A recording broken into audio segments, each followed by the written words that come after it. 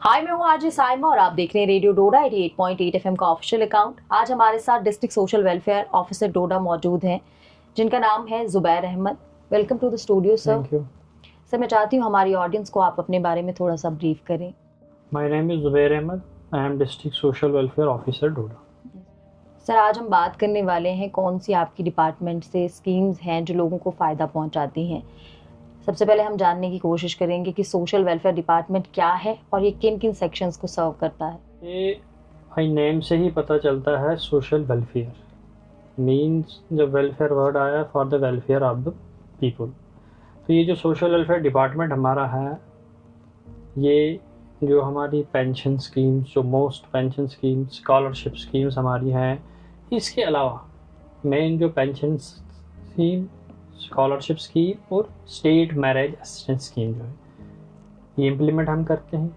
इसके अलावा आज आपने देखा होगा जो नशा की वबा है, उसको हमारी अवेयरनेस होती है, बेटी बचाओ बेटी पढ़ाओ। इसके अलावा हमारे पास as a district social welfare officer मेरे पास चार्ज है as a DCPO, district child protection officer Doda का, जो मिशन वत्सल्य के तहत आता है, जहाँ पे हम बच्चों का वेलफेयर देख लेते हैं जो अंडर 0 to 18 होते हैं। तो अगर सोशल वेलफेयर की मैं बात करूं as a district social welfare officer, जैसे मैंने आपको बताया कि जो पेंशन स्कीम हमारी है, ये जो पेंशन स्कीम पहले ये हमारी ऑफलाइन होती थी, बेनिफिशरी को फॉर्म मैनुअली फिल करना पड़ता था, ऑफिस के चक्कर लगाने पड़ते थे। तो इसमें ट्रांसपेरेंसी, अकाउंटेबिलिटी को बढ़ाने के लिए गवर्नमेंट ने इस स्कीम को ऑनलाइन कर दिया। 2022 के ऑनवर्ड्स ये जो हमारी जितनी भी सोशल वेलफेयर की स्कीम्स हैं, पूरे डिपार्टमेंट की इस टाइम सारी स्कीम जो है वो ऑनलाइन है। अब बेनिफिशरी जो है उसको हमारे ऑफिस के चक्कर नहीं काटने, जो हमारा फुटफॉल पहले ऑफिस में होता है वो ख़त्म हो चुका है। एट द डोर स्टेप हम अपने जो वेलफेयर, जो स्कीम्स की इम्प्लीमेंटेशन हम बेनिफिशरीज के लिए करते हैं। जैसे कि पहले बेनिफिशरी को फॉर्म फिल करना पड़ता था, हमारे ऑफिस के चक्कर लगाने पड़ते थे, फिर उसका स्टेटस पता करना पड़ता था, ये सैंक्शन हुआ नहीं हुआ। आज बेनिफिशरी ने, जब से हमारी ये स्कीम ऑनलाइन हुई है, हमारा एक जन सुगम पोर्टल है जिसके ऊपर ये बेनिफिशरी हमारा अप्लाई करता है। तो घर बैठे बैठे अपने, इवन कि अपनी, आज आप पता है कि हर एक के पास एंड्रॉयड फ़ोन अवेलेबल है। इवन कि अगर वो थोड़ा सा फ़ोन के बारे में जानता है तो उसको साइबर कैफे या किसी भी कंप्यूटर वाले के पास जाने की भी ज़रूरत नहीं है। अपने फ़ोन से वो अप्लाई करके अपनी एप्लीकेशन का घर बैठे बैठे उसका स्टेटस देख सकता है, और मेरा पेंशन आई नहीं आई, तो घर बैठे बैठे मीन्स जितनी भी इस टाइम के हमारी जो स्कीम्स है वो एट द डोर स्टेप हमारी जो AY और PHH राशन कार्ड होल्डर से, आगे मैं बताऊंगा कौन एलिजिबल है, कैसे क्या है।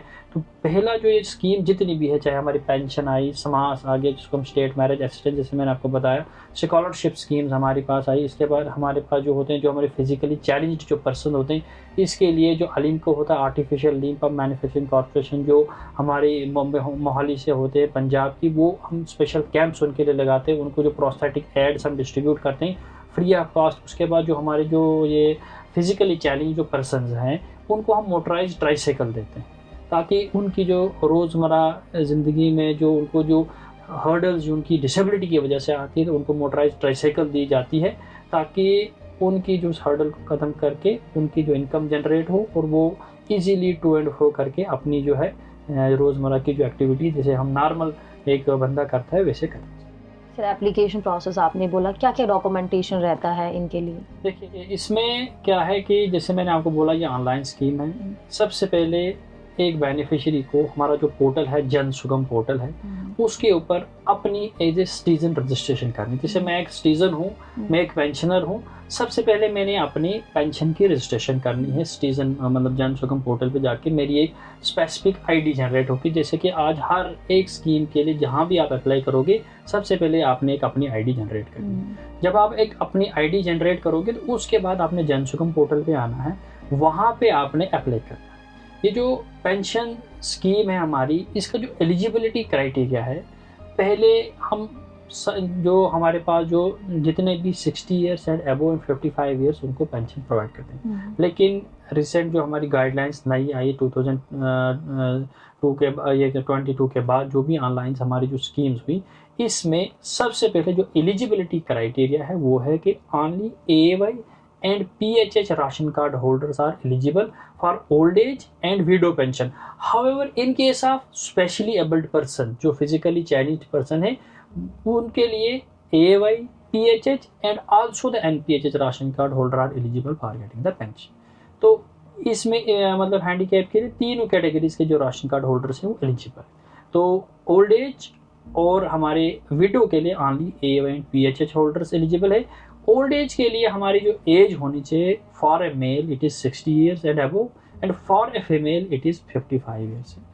तो PCP के लिए जो है कोई एज बार नहीं है। हाउएवर उसको 40% डिसेबिलिटी होनी चाहिए, 40% अबव डिसेबिलिटी होनी चाहिए, बिलो 40% उसको नहीं मिलेगी। तो इसमें क्या है कि उन्हें जब जनसुकम पोर्टल पे जाना है, जो डॉक्यूमेंटेशन जो ये तो एलिजिबिलिटी क्राइटेरिया था, जो डॉक्यूमेंट रिक्वायर्ड हैं उनका एक आधार कार्ड होना चाहिए, अकाउंट की कापी, राशन कार्ड की कापी, डोमिसाइल सर्टिफिकेट, उसके बाद एक एज सर्टिफिकेट जो हमारी ओल्ड एज और विडो को बनाना है। स्पेशली एबल्ड पर्सन्स के लिए हमारे पास डिसेबिलिटी UDID कार्ड होना चाहिए और विडो के लिए होना चाहिए डेथ सर्टिफिकेट। और उसके बाद एक एफिडेविट लगता है जो एग्जीक्यूटिव या जुडिशियल मजिस्ट्रेट, और उसके बाद इनका जो अकाउंट है मोस्ट स्पेसिफिकली वो होना चाहिए आधार सीडेड। तो ये डॉक्यूमेंटेशन जो रिक्वायर्ड है, तो उन्होंने ये डॉक्यूमेंट्स लेके अपने यहाँ घर से भी कर सकते हैं, जनसुकम पोर्टल पे वो अप्लाई करेंगे। जब वो वहाँ पे अप्लाई करेंगे तो वो इमीडिएटली वो एप्लीकेशन हमारे जो तहसील ऑफिसर है उनके पास पहुँच जाएगी। उसको वेरीफाई करने के बाद अगर वो application in all respect complete है, एलिजिबल है, तो वो फॉरवर्ड हमारे एज ए डिस्ट्रिक्ट ऑफिस में डिस्ट्रिक्ट सोशल वेलफेयर के पास आती है।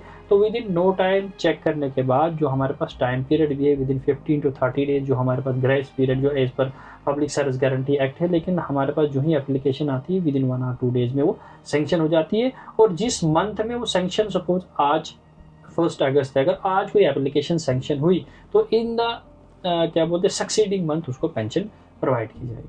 तो जो पेंशन्स के जो रेट है फ्रॉम जो हमारी 18 ईयर्स टू अप टू जो है 60 ईयर्स तक जो है वो है 1250 rupees 1250 per month, 61 to 79 it is 1500 rupees per month and above 80 years of age it is 2000।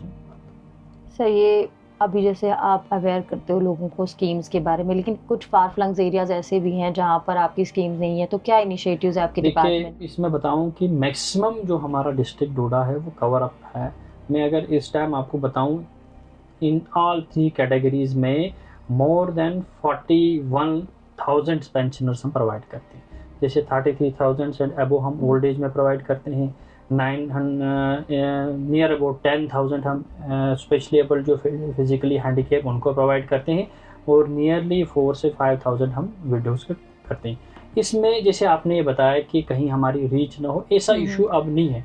However कुछ बेनिफिशरीज हो सकते हैं, वो जैसे हमारे जो स्पेशली एबल्ड पर्सन कुछ हो, अगर उनकी डिसेबिलिटी ना बनी हो, जो कोई बेड रिटर्न हो या कोई हो, ऐसे तो एज इट इज़ जो है जो हमारी जो रीच है जो पूरे डिस्ट्रिक्ट में है, हर एक पंचायत को पेंशन से सैचुरेट किया गया। अब जो न्यूली जो 60 ईयर्स या 55 ईयर्स या न्यू कोई डिसेबल होता है तो वो एक कंटिन्यूस प्रोसेस है, वो कंटिन्यूसली उनको एनरोल किया जाता है।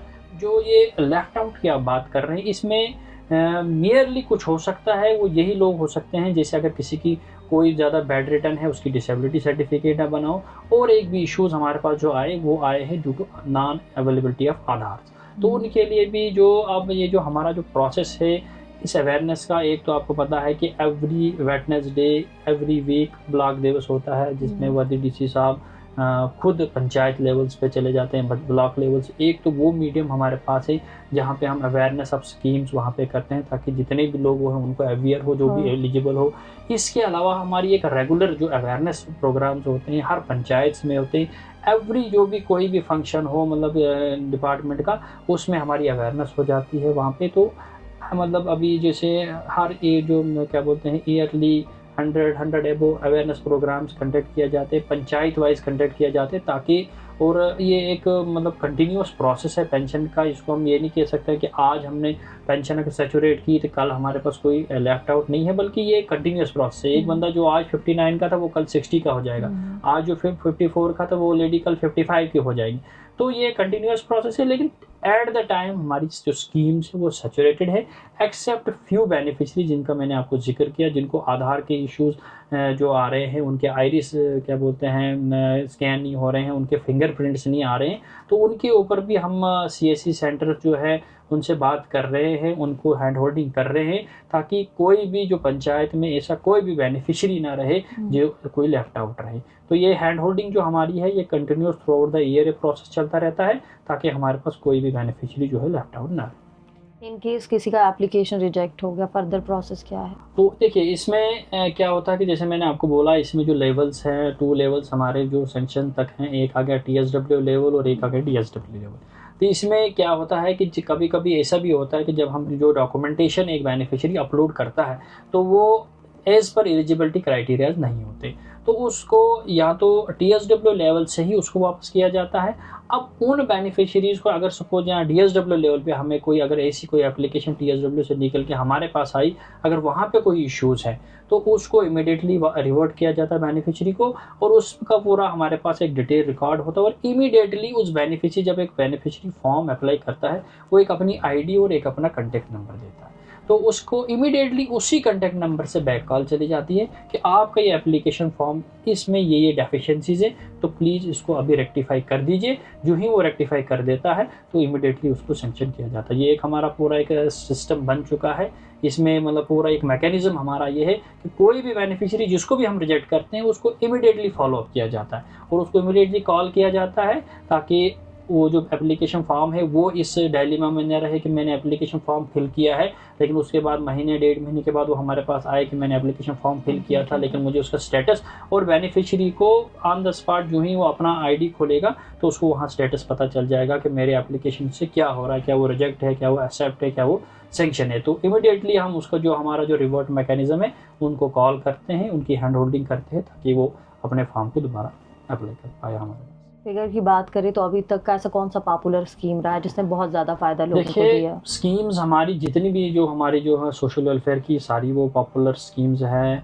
पेंशन स्कीम है, ये जो डिमांड ड्रिवन स्कीम है हमारे पास, मतलब जो भी है 100% क्या बोलते हैं इम्प्लीमेंटेड है। स्टेट मैरिज असिस्टेंस स्कीम जो है, जो एक बहुत बड़ी स्कीम है, वो भी जो भी पुअर गर्ल, जैसे पहले मैंने आपको बताया, जो अपने आप की जो मैरिज नहीं कर पाती है उसको गवर्नमेंट का ये इंसेंटिव, वन टाइम इंसेंटिव मिलता है। जो भी लड़की AY या PHH में क्या बोलते हैं आप फॉल कर दी है, एक्सेप्ट NPHH, तो जो AY राशन कार्ड होल्डर जो लड़की है उसको 75,000 वन टाइम असिस्टेंस दिया जाता है, और जो PHH में है तो उसको 50,000 वन टाइम असिस्टेंस। ये भी एक मतलब एक मोस्ट इम्पॉर्टेंट स्कीम जो हमारी है इस टाइम, क्योंकि कोई बहुत से मतलब पुअर गर्ल्स होती है जो अपने जो मैरिज के एक्सपेंसेस को नहीं उठा पाती, तो गवर्नमेंट की ये हैंड होल्डिंग है, तो इनको तुरंत मतलब विदिन 30 डेज के अंदर अंदर या some time with any issue तो पैसा मिल जाता है ताकि वो अपनी वो मैरिज कर पाए। इसी तरह से जैसे हमारा स्कॉलरशिप स्कीम है, जो हमारे SC बच्चे हैं, OBC है, EBC है, DNT है, तो स्कॉलरशिप स्कीम जो हमारे पास है वो की भी इम्प्लीमेंटेड है। तो मैं आपकी इस माध्यम से ये भी बताना चाहता हूँ कि इस साल के लिए जो स्कॉलरशिप हमारा SC scholarship for 9th and 10th and OBC scholarship for OBC, EBC and DNT फॉर 9th and 10th and above, pre matric 9th and 10th and post matric above 11th 12th and all professional courses, same for OBC, EBC and DNT। तो इसमें हमारी application जो है notification इसमें जारी हो चुकी है। 10th जुलाई ये नोटिफिकेशन इशू हुई है, और 31 अगस्त तक जो हमारी SC pre matric and post matric जो स्कॉलरशिप है उसकी लास्ट डेट है एप्लीकेशन स्टूडेंट को अप्लाई करने के लिए। और जो OBC है उसकी जो डेट लास्ट डेट है वो हमारी 31 अक्टूबर है। तो ये सारे जितने भी हमारे जो हम यहाँ से सुन रहे हैं, जितने भी हमारे SC जो एलिजिबल बच्चे हैं, और इसमें सबसे मेन है एक तो बच्चा SC कैटेगरी का होना चाहिए जो SC स्कॉलरशिप है, और उसकी जो इनकम है annual income 2.5 lakh per annum होनी चाहिए। और जो बाकी EBC में फॉल करता है या OBC में फॉल करता है या डिनोटिफाइड ट्राइब्स में, इसमें भी इनकम बार हमारा वही 2.50 है। तो मैं यहाँ हम आपके इस रेडियो स्टेशन इसके माध्यम से जितने भी हमारे एससी बच्चे हैं या ओबीसी हैं, ईबीसी, उनसे रिक्वेस्ट करता हूँ, और जितने भी हमारे एजुकेशनल इंस्टीट्यूट्स हमारे यहाँ डोडा के हैं उनसे रिक्वेस्ट करता हूँ कि जितने भी हमारे एलिजिबल एससी बच्चे हो या ओबीसी बच्चे हो उनको अप्लाई करवाएं, ताकि जो हमारी जो हमारा जो टारगेट है कि सैचुरेशन हमने करनी है, चाहे वो एससी बच्चे हैं या ओबीसी बच्चे हैं, उनको हम अप्लाई करवाएं, उनको हम स्कॉलरशिप दें ताकि वो अपनी इस एजुकेशन को कंटिन्यू करें। सर आपका बहुत बहुत शुक्रिया है, आपने अपना कीमती वक्त निकाला, हमें दिया और हमारे बहुत सारी ऑडियंस को अपनी स्कीम्स के बारे में अवेयर किया। बड़े सारे लोग होते हैं उनको पता ही नहीं चलता है स्कीम क्या है, उनके बेनिफिट्स क्या है। काफ़ी ज़्यादा लोग जो हैं आपकी इस वीडियो से जो है अवेयर होंगे कौन कौन सी स्कीम्स हैं, क्या क्या बेनिफिट्स हैं। इसी के साथ फ़िलहाल आज के इस एपिसोड से हम इजाज़त लेंगे। रेडियो डोडा के साथ जुड़े रहिए, सुनते रहिए रेडियो डोडा 88.8 FM। सुनो दिल से।